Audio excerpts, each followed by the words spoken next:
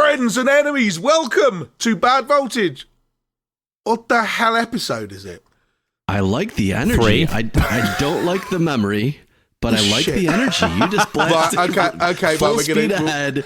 Don't know the episode. Don't know the season. No, don't stop recording.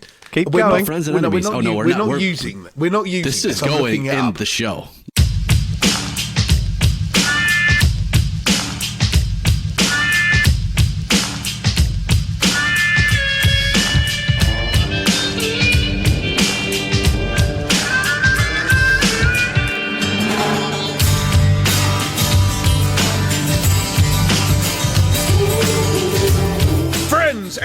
Welcome to Bad Voltage Season 3, Episode 3, which we were going to call Jeremy Voltage because apparently Jeremy knows all the things about all the things we're talking about. But we decided, how does that differ from any other show? So, Jono, Jeremy, how are you, chaps? Oh, living the dream. Living the dream. The lock-in dream. The lock-in dream. Yeah, although I've discovered that Zoom phone calls have become quite dangerous. Having last weekend did a Zoom video session with Jeremy and Alana and a few other people and woke up the following morning enormously hungover, which I've never experienced with a Zoom session before. No, the virtual pub. World of. Turns out Walnut Creek, the lock-in edition, same as Walnut Creek. Virtual pub's a good idea. All right. It really is. Yeah. But I like how people are doing interesting things. Like, people are doing cocktail classes and hanging out with their friends. And Eric and I both said, why didn't we do this beforehand? Like, why don't we just hang out with people on Zoom on a Saturday night? Stuff to do and places to go and people to see. We had the outside available. Yeah, because you didn't have to. I mean, yes, I like the virtual pub, but much like virtual reality, actual reality is better. There is no substitute for the welly, it turns out. There really isn't. I said it because it's true. Love that place. Oh man, I miss this. Is true. All right, and now this pile of bollocks.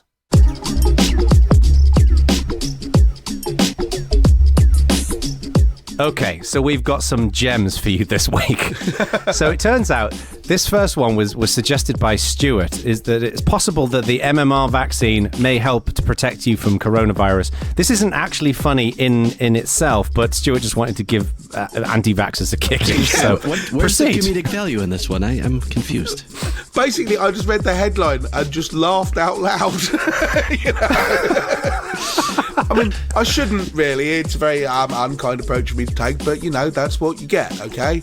So, sucks to be you, I guess. Anti-vaxxers, get coronavirus. And welcome to the new show, Shut-In Brum Edition. I was having a conversation with someone last weekend, I think it was, who was saying that, I forget which one it was, but one of the injections that we used to get as a kid in England, the one with all of the dots, you don't get anymore in the US. People don't give it anymore in the US. Which one was that? One with all of the dots? Yeah. That wasn't the MMR, was it? Because it gave you a scar on your upper arm. No, it was... Still got it, yeah. Smallpox or something? Something like that. I don't remember, but yeah, loads of people got it. Apparently a lot of people don't get that anymore. So my mum told me a story that apparently someone was complaining that they haven't come up with a vaccine yet for COVID-19 because it should be really easy because it's like the 19th one and they should have practiced on the first 18. Oh my God. And I'm like, okay, that's depressing. We're going to need a bigger rocket, people. Okay, the media could do a better job perhaps of explaining this kind of thing. But yes, next thing. Yeah. All right, so apparently there is a patent that is titled Cryptocurrency System for Using Body Activity Data. And this patent basically says that the energy for mining cryptocurrency could be generated from a brainwave, which is obviously not present in the people you were just referring to, or body heat when a human being performs simple tasks such as watching an advertisement. As per the patent, depending on whether you can speak English or not, Microsoft has planned to use a variety of sensors like thermal sensors, heart rate sensors, fMRI sensors. Is that right, or is that a typo? No, that's correct. It's correct. Okay. Functional magnetic resonance imagery. You buffing. NIRS sensors, EEE by gum G sensors, and cameras to measure the heat generated from the human body. So basically this means that you could be sat on your ass watching Two and a Half Men reruns, and you could be mining Bitcoin. So, as far as I can tell, implanting devices into your body so that even your waste body heat is used to mine cryptocurrency is the most cyberpunk thing I have ever heard of. I would not have predicted the transition for Bitcoin would have been start with CPUs. CPUs aren't good enough, switch to GPUs. GPUs aren't good enough, switch to ASICs. And then after ASIC, body heat. That was not the transition I saw.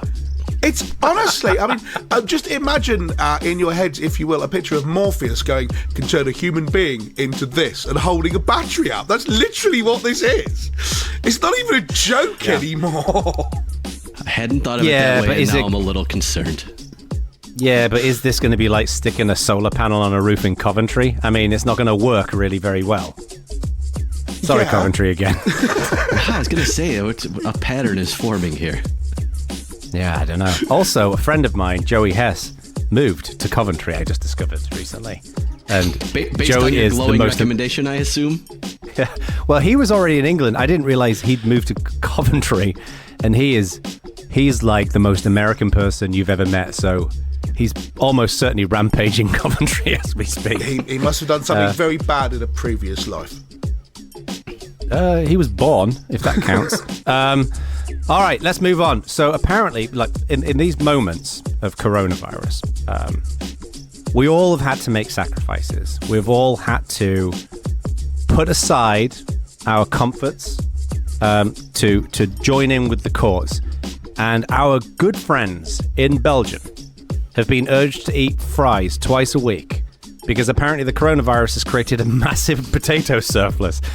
Now, just the words massive potato surplus in itself is enough for me for this headline, let alone Belgians being eaten. I mean, I want to move to Belgium. Sounds amazing. I feel positively Belgian having read this. I'm like, okay, I will throw myself on the sword of eating chips one extra time a week. No worries, Belgians. Thanks very much. I love the description of the surplus too. It was not only are there 750,000 tons of potatoes, but that is enough to fill 30,000 fairly large lorries. Which is how they described it verbatim.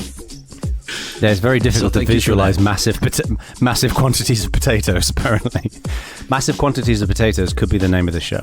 And then finally, and some of you may have glanced over this in the news, apparently you shouldn't eat or inject yourself with disinfectant, warns the FDA commissioner. So this is all kinds of stupid. It's okay, because suggesting it was apparently just sarcasm. So, sarcasm towards reporters, by the way, but sarcasm towards reporters that you're not looking at. I could apparently the number of calls to local health lines around America has peaked rather a lot from people ringing up going, are we really supposed to do the bleach thing? Seriously? And obviously every medical professional in the whole country is going, no, you're not supposed to do it. I don't care what you saw on television. Don't do that. So this is the problem I have with the story. One, he didn't really say go and drink bleach. He kind of does what he always does, which is basically waffles incoherently about something. But two, even if he did say go and drink bleached, like, American people, I want you to go right now, pick up your Lysol and consume it. Even if he did say that. Come on, America. Are you so stupid to not realize that will be bad for you? This really is survival of the fittest in its finest order. So it's not a good idea. Don't drink bleach. I concur. Do we have any more serious news? We do. Do you want to tell us the serious news, or does Jeremy, or do I have to do it? So I'll do. I'll do this one. This was an interesting a survey done in the UK of IT professionals, and apparently 74% of them, 74% of us, are getting less than the recommended 7 to 8 hours of sleep per night, and a quarter of the sample said they got 3 to 4 hours of sleep a night. Really? That's really low. I mean, that is really low. I mean, admittedly, I suspect a bunch of these people are 22 and therefore can cope with 4 hours sleep a night, which we're probably not able to do anymore. No. But nonetheless, it's they're talking about half of all IT professionals are taking brief naps during the day or feeling really unmotivated and error prone and less happy about it and everything. Although apparently, would you believe it, 2/3 of people at director CIO level, they are satisfied with their work-life balance. Would you believe it? I was quite surprised to hear that. But the thing which brought this to mind is not just the rather depressing statistic that we're not getting enough sleep and we really ought to do better at work-life balance. It's the proposed solution to this from the people who published the survey, which is go on. They suggest that the way you solve this problem is adoption of cloud technologies. So here's where you put this in the serious column, and I can't tell if you're taking a piss or if this is a thing. It's possible that they're taking a piss, but the people who wrote this thing said there's a positive link between the adoption of cloud technologies and people's work-life balance, with 57% of those whose organisations have embraced cloud technologies feeling satisfied with their work-life balance. And maybe there's some kind of a point to be made about having to do less work when you outsource a bunch of it to the cloud or whatever.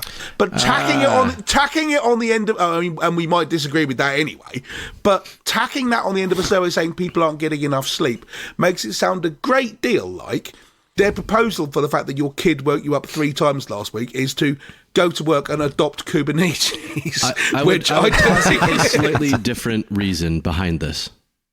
Okay. I would say the overlap between the type of company that is willing to adopt newer technologies, cloud just happened to be newer technology, and the kind of companies that will promote a good work-life balance are high, where super traditional companies where like work is everything probably are not adopting cloud. So I don't think it's a result of the cloud. I think it's a result of the kind of culture that would adopt a cloud. It's correlation, not causation. Correct. Exactly. Okay, no, I'm that's a good point. By that. However, to counter that, I think you're right, but to counter that point a little bit, think about all these startups out there who born and raised in the era of the cloud, and they are just populated by workaholics. I would have thought that self-selecting would workaholics, though, the kind of most people who want to work at a startup, that's what they're looking for. In a way. That's a good point. That's a good point. I would massively dispute that. I think they're prepared to put up with it. What they're looking for is a swimming pool in Beverly Hills.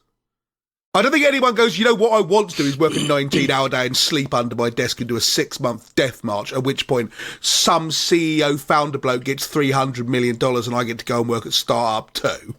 No one wants this. It's what you go through to get the stuff you do want. I don't know. This is interesting because I think the kind of people who choose to go and work in the quote-unquote Silicon Valley style businesses, right, people who are working like that, I actually don't think the money is the big deal. Well, then why don't they go and dig holes or fix water in Flint or something? If what they want to do is work and they're not bothered about the money, there's loads more valuable stuff you can do than inventing another way of delivering pizza to people's houses. Because maybe this is just me, but working in a tech startup, I would personally consider to be more fun than, for example, digging a fucking hole. It's more rewarding, more interesting, pays probably better. I don't know how much hole diggers get paid. But my point is that I think people love the thrill of that lifestyle. They enjoy it. They're entrepreneurial type people, and they enjoy kind of like doing all that kind of stuff, even if they don't get the Hollywood guitar-shaped swimming pool. So, I don't know. Who knows? My explanation's a little bit longer, but this is a short news segment, and I don't have time. If we want to do it as a part of an episode one time, happy to dig into it. I think that would be quite interesting. I think that'd be quite interesting. People out there, if you'd like to hear that, let us know. Let us know. Go to the Slack channel. And also, good use of the pun, dig into it. I try. I tried to sneak that in. Should we talk about the NHS? Oh. And their... so first of all, NHS, wonderful organisation, doing a fabulous job right now with COVID-19. But apparently they're taking a slightly different approach to the COVID tracking. Now, we talked... was it last show or the first episode of this season? Last show, I believe. About how Google and Apple are baking in some technology into their operating systems to help with contact tracing as part of kind of pandemics. And we both, well, the three of us rather, think that this is pretty cool, and they're doing it in a decentralized way. And look, as we said in the show, like, we'd prefer if there wasn't any level of overreach, but sometimes you need to do what you need to do to help deal with a situation such as a pandemic. Apparently, the NHS are taking quite a different approach and are focusing more on a centralized approach to this, where everything will be basically, from what I can tell, sucked into a central server. And then the analysis of the contact tracing will be performed there, which to me sounds like a very bad idea. Yes, I mean they're not alone. France have also asked for the ability to do this, so on and so forth.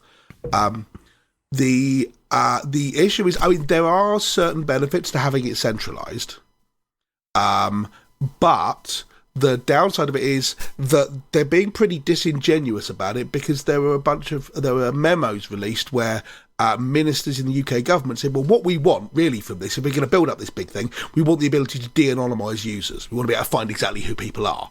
And that's precisely the reason this whole thing was designed as decentralised, is so you can't do that.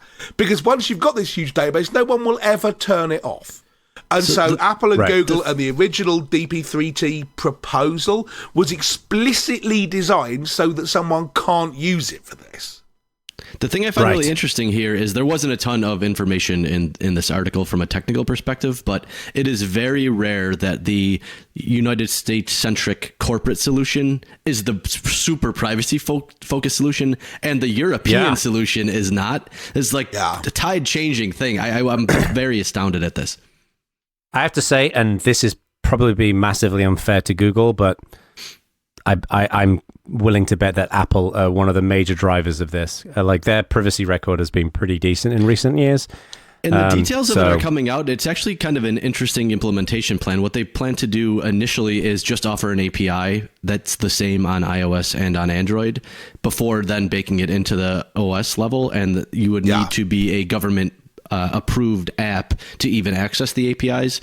And there's anonymous, like, it's multiple points of anonymity throughout the chain in a way that is pretty privacy respecting so far from the details that have come out, which is good to see. They've also both committed to decommissioning the API once this is over, which is also good to see.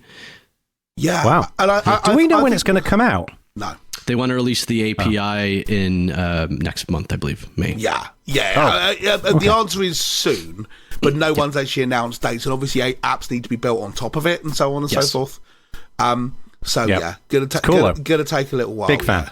Yeah, I mean, it is possible to do this kind of thing without Google and Apple cooperation, but because you are sharply limited by what you can do with things like Bluetooth, especially the Apple, iOS. if you build a third-party app which doesn't integrate with the APIs they're proposing, because you want to collect a bunch of non-necessary data, so you've got a massive, great big database, for example, then the app will only work if, like, the screen's turned on all the time. And as far as I can tell from reading a bunch of articles about this, the contact tracing stuff works quite well if you get 50% of the country to sign up to it. But most places don't. Singapore got 20%. So it's hard to get that many people to do it. It is. Interesting. So it's going to be interesting to see how this works out, really. Yeah. But Stay tuned. I am wildly concerned about how a whole bunch of government people seem to be like, I mean, maybe they aren't doing it so they can collect a huge database of information about people, but their behaviour is indistinguishable from someone who does think that. And when you ask them, are you doing that? They don't give a clear and direct, no, absolutely not. They say things like, yeah, privacy is really important to us. But then when you say, why are you not using the existing design privacy respecting protocol? They're like, no, we need to collect more data than that. It's like, did you hear the first sentence? I mean, it's a government. That's their MO, isn't it? Collecting data on their people. So, of course, that's the way it is. So, all right, let's move on.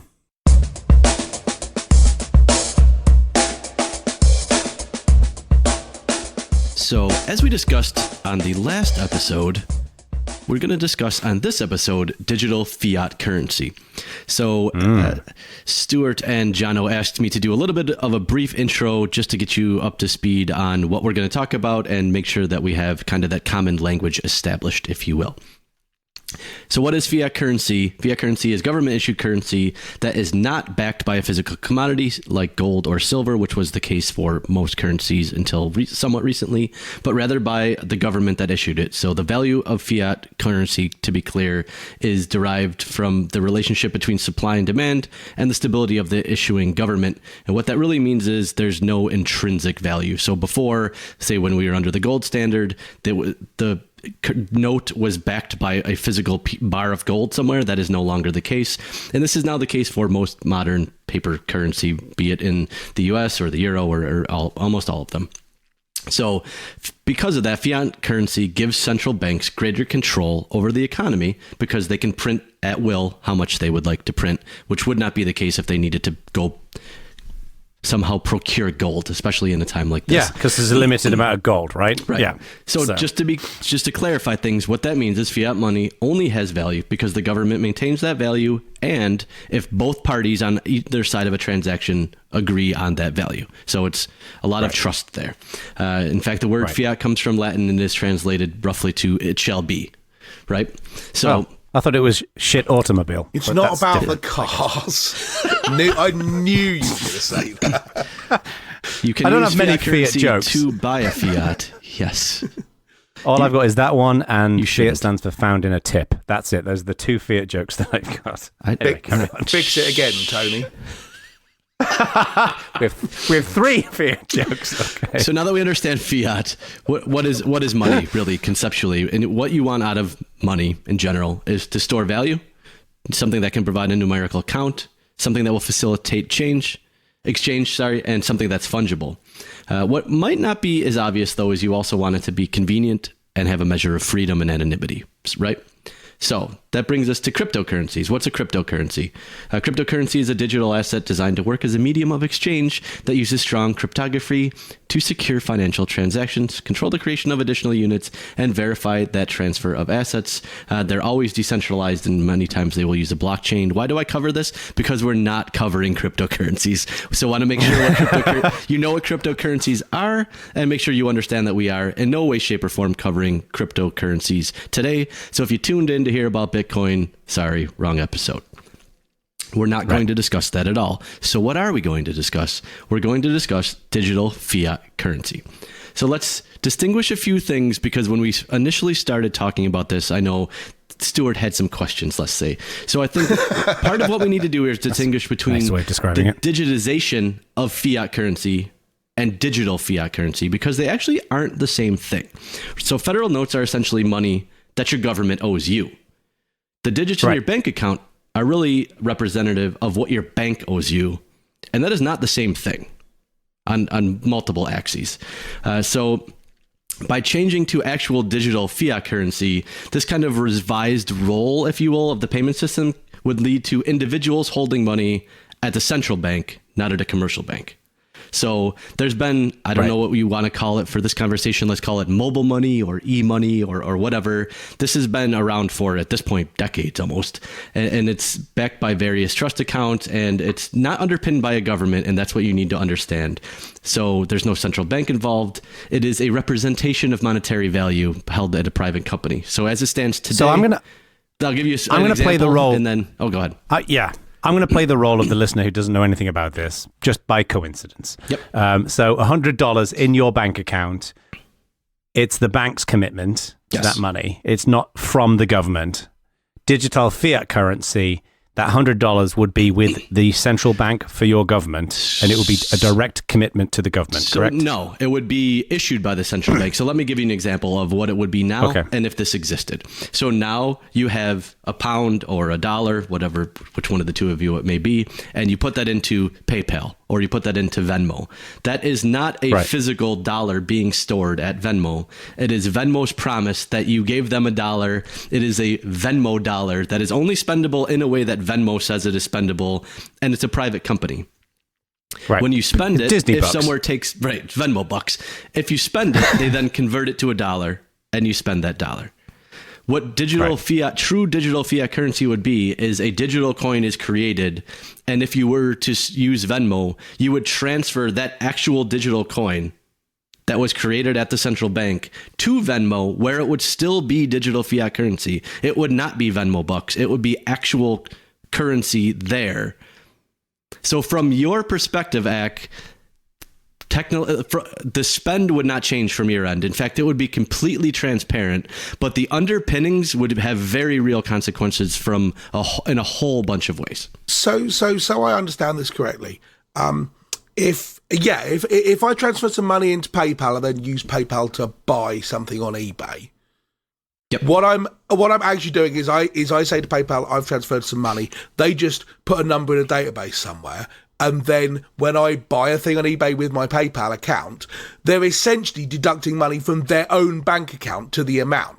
But with the digital stuff, I'm essentially transferring them a text file with a bunch of crypto bollocks in it because it's digital fiat currency, right? And then when I buy something on eBay with my PayPal account, they will transfer that same text file that I gave them to the end buyer. Essentially, correct. I mean, I'm glossing over a bunch of complexity here, obviously, but that's essentially the concept. But conceptually, that is correct. Yes. Okay. Because one of the questions I had about this, when we were talking about this, and we said, okay, but so we'll have a digital fiat currency, is what the impact is on a real person. So we imagine we create a persona, right? Someone who's a consumer, a misunderstood English genius, red-haired guy, let's say, right? Can we name that person? I don't know, we'll call him Stuart or something, right? Okay, Stuart. I don't know. Whatever. This completely anonymous constructed digital persona that I've invented here, and currently, Stuart hardly ever handles cash, right? You go into a shop. That's true. And you the tightest person I've ever met. And you say, oh, well, I'm sure Stuart would be very unhappy to hear himself described that way, Mr. Bacon. So you go into a shop and you say, okay, I'd like a pie of some description, and then you pay for it with contactless or by swiping a card or something like that. And then a digital transfer of money takes place. But so if we had digital fiat currency, what you're saying is the experience of it would be the same. It's just that we'd actually be transferring actual strings of numbers around rather than just deducting one number from a database column and adding that same number to someone else's database column.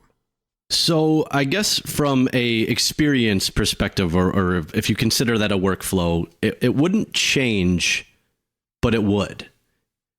So right now, when you do that, a private company knows what you've spent money on. If it were a digital coin, because it was issued by the central bank would have some visibility into what you're doing in a way that they don't now, unless the implementation was done a very specific way.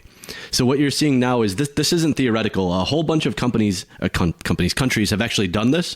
Some, like Ecuador, rolled it out in 2014 and decided it wasn't viable. A couple already have rolled it out, mostly smaller countries. Senegal is one of them, the Marshall Islands. And a couple larger countries are looking at it now. I think the two that are furthest along are Sweden and China. They're both taking pretty different approaches. So the implementation details here matter, especially if you consider a physical dollar or a physical pound is a bearer instrument, right? There's no ownership tied to it. If you possess it, it's yours. And once you give it to someone else and they possess it, it's theirs. So there is no trail. Outside of maybe England, where they can probably follow you on a CCTV camera everywhere. Outside of that, there's no real trail where, depending on how you implement a digital fiat currency in the way that China is looking to do so with the digital renminbi, they potentially would have visibility into everything. And that obviously comes with some pros as far as money laundering and crime. And it also has a whole bunch of cons. Privacy, anonymity, being respectful of your citizens. So, the details matter there. Enlarging on the I transfer you a text file example was obviously oversimplified, slightly facetious, but presumably if I literally had a text file with a bunch of numbers in it, each one of which represented a digital pound, I could just go, okay. Oh, no, I couldn't. I couldn't just go, here is that number to you, because then I'd still have a copy of it. There's got to be some kind of actual transfer mechanism which something oversees, right? That's where the centralization would come in, correct. Right, so there has to be that central thing. You can't make it anonymous. Oh, no, you absolutely could. If you look at how things like Monero or Zcash work, you could have the transfer of bits. So X amount got debited here, X amount got added here. So the double transaction system, just the money portion of it would be encoded, and there would be no concept of ownership throughout the entire system, and therefore no way to not make it anonymous, if that makes sense. Right. I mean, so but that's an explicit design decision. This is something again that you probably need to unpack a bit. So, because as I understand it, the whole blockchain thing, it's anonymous in that you don't know that this particular you can see that this particular account has done all these transactions on the blockchain, but you don't know it's my account. Right. So if you look at how Bitcoin works, a wallet transfers BTC to a different wallet. And while the wallets are just a string of numbers, if you figure out whose wallet that was, you know who it was. Yes. Does that also apply to this? It depends. If, as a fundamental design decision, you choose not to encode the wallets into the transaction, then no. Right. Okay. So I see. So it's possible to build this in a privacy respecting way, but they don't have to. Correct. And presumably they have reasons to choose not to, other than just we violate people's privacy for lols. So I mean, now if you look at things like the Know Your Customer Act, which is a thing here in the US, but I believe that's implemented pretty much around the world at this point. Banks have a very real cost associated with opening accounts for things like money laundering and especially anti-terrorism activity. So you need quite a bit of information to open a bank account around identity and other things that make it difficult for some people to even open an account because you might not have that identity. Theoretically, if everything was traced all the way through, things like that wouldn't be an issue. So the unbanked, as they call them now, which tends to be, the poorest of the poor countries they consider unbanked, don't have access to a lot of the things that are required to open an account. Those kind of things you could get around at the cost of any amount of anonymity or really freedom. Because right now, when you spend money, it doesn't require permission. Where this would insert permission into the equation in a way that we don't fundamentally, it changes what money means in some ways. Well, right. I was gonna on that note. One of the things I want to understand here is the impact. Putting the government, the privacy side to one side for a second. Putting that to one side for a second. What about the impact, for example, on cash-driven businesses? Right. So, for example, there are. Rightly or wrongly, there are hundreds of thousands of businesses around the world that receive payments in cash, right? And arguably, a significant reason for that is that they are not necessarily paying their taxes on those payments, right? Which obviously people should be paying their taxes, all the rest of it. But if you brought in a system like this, it's going to have a huge economic impact on those businesses. And while they should be paying tax, it's still going to have an economic impact on those businesses, I would have thought, because some of them, if they're literally living from check to check, they might not be able to then pay the taxes on the the money that they're bringing in, because you're not going to fiddle your taxes when everything's going through this central system, right? So that's one element. But then the other element to me is, what about tipping? Hang on. So let's treat that one element first and then go on to the next one. I have a certain amount of sympathy with what you're saying, but I feel like if you're trying to make the case to governments that the world only works because a bunch of people avoid taxation, and if you make taxation so much more efficient that people can't avoid taxation, you'll crater the economy. There are not that many governments who go, okay, then no worries. They're going to go, no, everyone should pay their damn taxes. The comparison I would make is in certain parts of the US, especially in California, the amount of illegal immigration, like people who are hiring people who don't have visas to work in their businesses.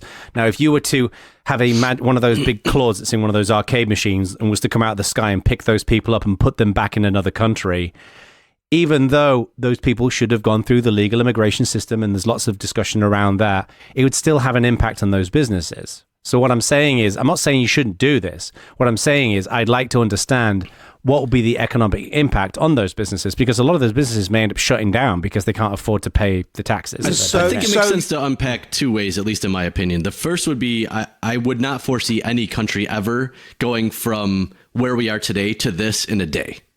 It seems unlikely to me. I mean, some country might try it. Countries have done some pretty bonkers thing with their money. If you look at even the last 10 years, a couple countries have done some pretty surprising things. So there would be a point where they're printing digital fiat currency, and that would last for a while. But once the central bank has that real-time visibility and oversight into the entire platform, I suspect at least some countries would try to hedge down cash slowly and methodically. But right. To your point about the taxes, a lot of that's a concern that I definitely hear a lot and I'm sympathetic to. You look at a country like Sweden, though, over 80 to 85% of their transactions are already digital, and it has not had any adverse impact on businesses from what I have seen or having been there. Like, everyone uses Swish, and it's just a thing that everyone uses, and there doesn't seem to be a second thought to it. So maybe there's something novel about the Swedish economy that doesn't apply to some other places. I think countries like Germany are still super pro-cash. Japan, super pro-cash. So how that would impact countries that have a more of a cash aspect kind of encoded into their idea of currency, it would be interesting. And I think this would definitely impact some people trust their governments pretty implicitly, and some people don't trust their governments at all. And I think that's going to also have a large impact on how these would be viewed. Oh, huge. Yeah.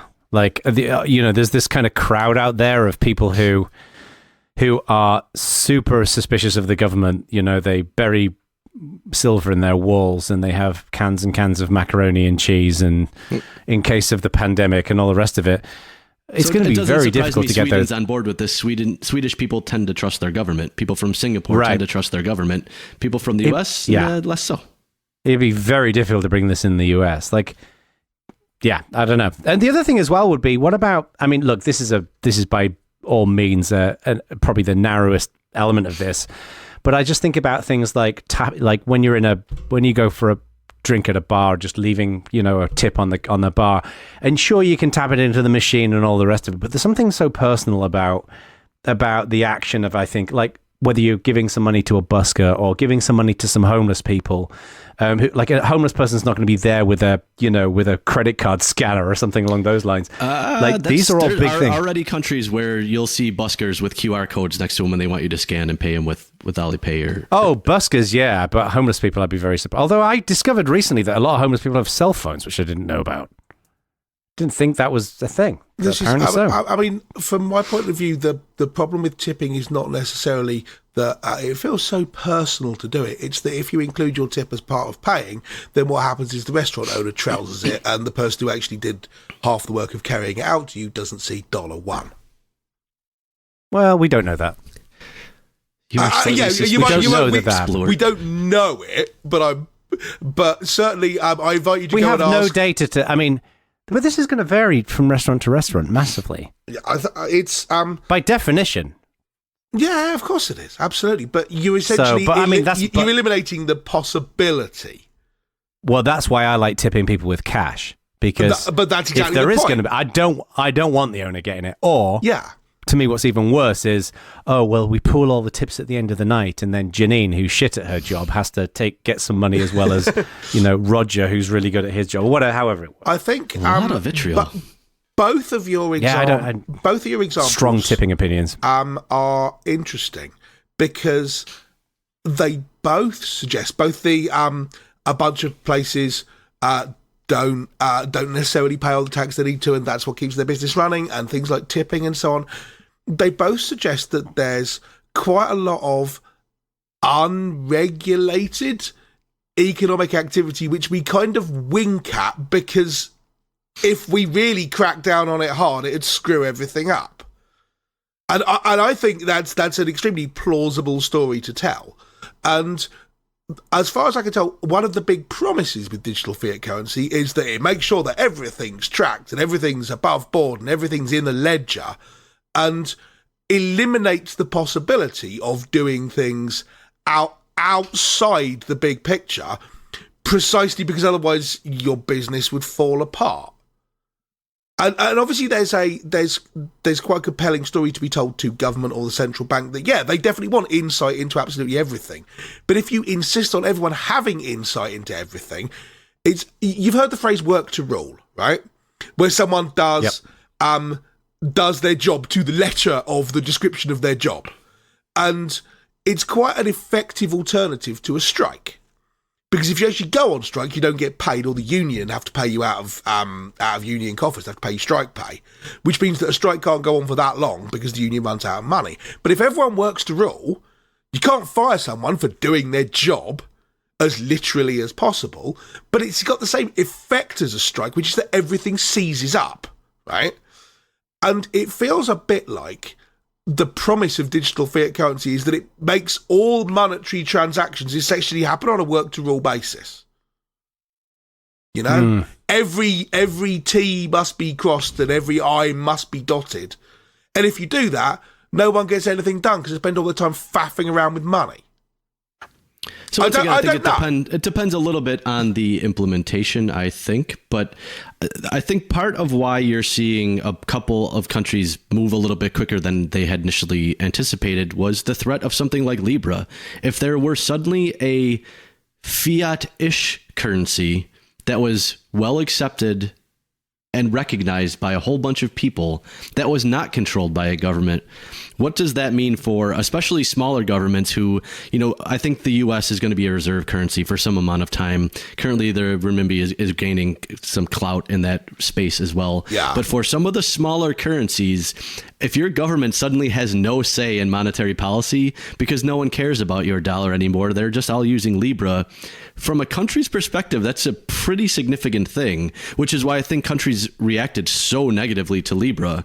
You're almost then turning Facebook in this case, but could be any company, into kind of a pseudo country, into a nation state. Right. Yeah. Right. In a way, some of these large tech companies are almost becoming nation states, and this would be like the last thing needed to go from kind of ish to now. Google's basically a country now.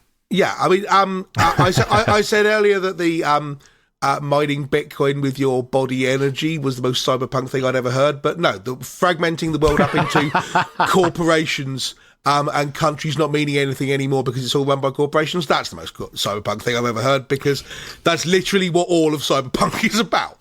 Question for you about the word fiat in fiat currency. Does the definition include it's a country? Like, I don't understand if Facebook had done Libra, I don't understand what doesn't make it a fiat currency, unless the definition of fiat currency is it has to be a government doing it. If someone who isn't a government does it, even if everyone on Earth uses it, it's not fiat, because it's only fiat if governments do it. So the strictest definition is currency without intrinsic value, but I think has been a presumption that the only one that could do this currently is the government, and it's possible that that's now changing. Yeah, I think that's the point. I mean, up until relative, well, I don't know. I mean, could Standard Oil have done it in 1910? Maybe. For their company towns, sure. Could you have gone anywhere? But they did do it. There are a whole bunch of things that companies skip. Ask Tennessee Ernie Ford, right? Wrote a whole song about it. 16 tons. But I think, a company now has a wider reach than it did before. Yes. But what about moving to digital currency prevents Facebook from doing Libra? So I don't think anything. The point being, though, if a digital currency caught on and was super popular before governments did it, there would be a case to just use that and not worry about the governments having done it. Right. So, but then we come back to my question about our red-headed Web Lothario in England, right? Because our person on the ground floor is not actually seeing any fundamental difference in their activity by going to digital currency. The reason you'd go to Libra is not because, it's digital and I like the idea of digital currency. It's because it's way more convenient to pay with or something like that. And that applies even if the Bank of England roll the pound sterling into digital currency tomorrow. And the perfect example of this is that I think you would agree that, for example, contactless payment is way more convenient for most things than grabbing around in your pocket for dollar bills, or even paying with a card and then signing a little bit of paper or whatever. And yet there's been hardly any adoption in America. And as far as I can tell, that's not because people don't want it, it's because banks don't want it. And, Apple and Google are deliberately trying to bring this stuff in and route all the payments through them, not because, obviously they'd like a piece of every payment that goes out in the world, but Bank of America could do it, they just don't seem to want to. The reasons escape me completely. So I think you bring up an interesting point here, and the kinds of organizations that are going to be the most anti-digital fiat currency are banks and other financial institutions for a couple reasons. One, where does this leave someone like MasterCard or Visa? If what you're doing is exchanging money and suddenly that's built into the system, you don't really have you're screwed. The leverage to seek rents in a way that you do now. But the bigger one is, I don't know how much you know about how kind of the current banking system works, but a bunch of it is a whole wide swath of people put a bunch of money into banks, and with that money they lend money out, but they need to keep a certain amount in reserve. So by having a large depository situation, you can do other things with that money and create value through interest and through loans and through other things. But the whole system really is built on a cheap source of liquid funds coming from everyone. If suddenly your digital fiat currency is from the central bank and you don't need to store it anywhere, suddenly banks don't have access to capital in a way that they do now because it doesn't exist in the way that it does now. So the most impacted, this is why this is kind of a fundamental sea change in a way that isn't immediately obvious, is the way the economic system works now from at multiple different layers would be completely wiped out and changed in a way that would have super long-term ramifications for not only banks, but transaction companies and a whole bunch of tiers in between. That's really interesting. So the central bank wants this because there's a whole bunch of big picture economic stuff that's a good idea. Plus, they get insight into every payment that happens everywhere, which they like the idea of. Banks don't want it because it basically cuts them out of the loop because no one needs to deposit money there anymore. Right. Influential people who hide their tax money abroad and do money laundering don't want it because they'll get caught. Right? Real normal people on the ground floor don't care one way or the other because it doesn't actually affect their lives in any significant way. So it comes down to banks versus it may indirectly the affect their lives, though. Well, it may. And I want to get into the Go ahead. The international money trading piece and the transfers piece. I think we should get into, because while I agree with you, Ag, that the average person is not going to be storing their money in Puerto Rico or wherever where it is to get around taxes and whatever else, they may be investing, for example, in a fund in the stock market. Or they may have, as part of their 401k, people who are investing and using some of those tricks to get around it. And I'd be curious to see what the impact of this will be having on those international transfers. Like, I don't know if anyone saw the documentary about the Panama Papers. It's unbelievable, and it's just horrifying what goes on in this particular area. What do you think, Jeremy, will be the impact of this? Because a lot of businesses are probably already keeping their money offshore. Would this affect them? Yeah, so once again, it would come down to the implementation. If a country chose to go with an implementation that tried to mirror the anonymity of paper currency, then it would almost be unchanged. If a country went with an implementation where, like, look at what China's probably going to do, given the information that's come out so far, then and especially I think China is a pretty good example because they have really strict currency controls on what you can and cannot bring out of the country. So if they were able to codify into the system that was suddenly a thing, as opposed to trying to catch people with massive amounts of paper money leaving, those are two way different things. So I think it could have huge ramifications or it could have none, depending on the implementation. Implementation details matter. And because no large countries have done this yet, there's kind of no precedent. So that's why I think people are watching Sweden. People are kind of watching what China does to see what happens there. And if it's super popular, I think one thing that would be concerning is if a country goes with a non-privacy respecting one and it becomes popular, other central banks will probably follow. So it's something that I think to keep an eye on what some of these countries are doing, because while it won't likely impact you, Stuart, or Jono, you and I in the next couple years, it seems inevitable that it will impact us at some point. But I would guess the US and the UK will be late adopters of this, not early adopters. Right. Yeah. Well, and that kind of, as we kind of edge this towards the finish line, what do we think the likelihood of this will be becoming a thing that people actually, because right now it seems like this is largely something that, economics nerds are talking about. But what do you think the likelihood, Jeremy, is of this becoming something that to a reasonable extent could become like a serious experiment that could turn into a serious thing that people have to think about? So like I said, Senegal, it seems wildly Senegal, Marshall Islands fictional. Already doing it. Sweden, the e-krona, they're doing a test in the next year or two. China, same thing with the renminbi. So it's not something theoretical, but this is happening for sure. Whether it goes like it did in Ecuador and they find that it isn't something that they want to do, or it is, I think remains to be seen. And part of it is going to be adoption, and part of it's going to be how they implement it. But it seems inevitable that more countries are going to try this.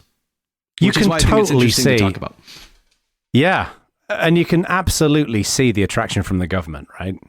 Oh, for sure. Completely see the attraction. So it wouldn't surprise me if there are, like the US government, if they were to do an experiment in this, it would piss off a lot of people in the US. But I can see them pushing hard to get this through. And it wouldn't surprise me at all as if you'd actually have a lot of unification on both sides of the fence with this. Because the people on the left are going to be happier about probably people paying taxes more fairly to a reasonable, I mean, the whole, the breakdown of the different taxing levels is a separate question, but the fact that people there'll be a system where you'll be able to track your income more effectively and pay taxes on it. And on the right, I'm guessing a big push here will be about reducing crime and, and that level of control over what people are buying. So it's almost certainly going to become a thing, right? But equally, there's going to be a whole bunch of people on the left who are like, well, we don't want that our privacy is important and so on. Big brother, yeah. And you got a whole bunch of people on the right who are already unhappy about the fact that every time they buy a Budweiser, they've got to pay with a thing with the Secretary of the Treasury signature on it. Because they're sovereign citizens, don't you know? It's going to excite a lot of... You need... In order to do this, the technical implementation of how you do it is obviously important, and the method you take. And there's also one of my big concerns is this would be the biggest IT project in the history of the universe. And if you would say who's really good at doing IT projects, I would not say the government. No, not really. You wouldn't? So I would not. They're capable of doing great things. So does this make you feel better or worse? And this is true. I'm not making this up. The company picked to build the e-krona for Sweden, Accenture. This is what I'm saying, right? And that makes me feel worse. Yes, it does. But we knew that. But who's surprised that Accenture were picked for that? Yeah, I think that's the thing. I mean, that's there's got to be someone who nailed down that deal, sitting there going, "Okay, lads, before we got to just build a thing which everyone in the country had to sign into, whatever. I mean, yeah, it took 2 years and cost $400 million. Now we get to tamper with the very concept of money itself, and then store that data in Microsoft SQL Server. Hurrah!" The only implementation detail that matters is they better use Microsoft SQL Server. You know what I think is fascinating about this, though? Earlier on, when Jeremy was giving everybody the crib sheet on just currency in general, I think it's easy for most of us to forget that the numbers that you see in your bank account are not real numbers. That the bill that you've got in your pocket is not really a real number. I think it's easy, and a lot of people in the world assume that for that $1 in their pocket, or that £1 in their pocket, there is a corresponding something somewhere that corresponds to that value in some shape or form. And I think that this is a very complicated subject to get over to our listeners who are inherently curious technical people, but for the general public who are smarter than most other people, and indeed better looking than, incredibly than good, other podcast incredibly listeners. Good. Oh, amazing. Better than all of those other stupid, horrible podcasts. But, for all of those people out there, for example, who are currently drinking bleach to deal with the coronavirus, I don't know how you explain this. Like, this is such a complicated subject. So it's like explaining a life without oxygen. Like, it's just... If this is a topic that interests you, there is a really good case study that I think is pretty approachable. It's a little bit of a long read. It is an actual case study, but it's called The Case for Digital Legal Tender, Central Bank Issued Digital Currency and Its Impact on Financial Inclusion. It's a free PDF that's available. I'll give the link to ACT to include in the show notes. Really genuinely interesting read. Super cool. Educational, I think, if this is a topic that interests you, because it is a little commitment to read the whole thing. There's also a pretty good intro and a pretty good conclusion if you want to just skim. But some pretty detailed information in there as well. So this is prime bad voltage community discussion fodder. Go to the Slack channel. Go and let us know what you think. Do you think this is a good idea? Would you be happy if this came in? Do you think it could happen in your country? Let us know which country you're in, because we have people from all over the world who listen to the show. So I would be especially interested if we do have any listeners in the Marshall Islands, Tunisia, or Senegal who have already adopted it, or any in Ecuador who adopted it and it went poorly. Would be super interested to hear what your experience was, if you have any thoughts. I mean, I don't know how many people are listening in the Marshall Islands, given how many people live in the Marshall Islands, but would be excellent to hear from you. You never know. Yeah, cool. All right. Well, I guess that's it. So, anything else you guys want to talk about before we wrap this lovely episode up? Nope, anything I'm to share? Are you speaking anywhere? Probably not speaking anywhere in the next 2 weeks, I'm guessing. Ak is online. I have already done an online conference talk today, and I'm doing another one when this show finishes. So, how was SplurtCon? Really annoyingly, the conference is called Go to Chicago, and the one thing I didn't do was go to Chicago, which made me quite sad, because I was quite looking forward to going to Chicago, and now I don't get to go. So I'll just have to get a pizza and then drown it in tomato sauce by myself.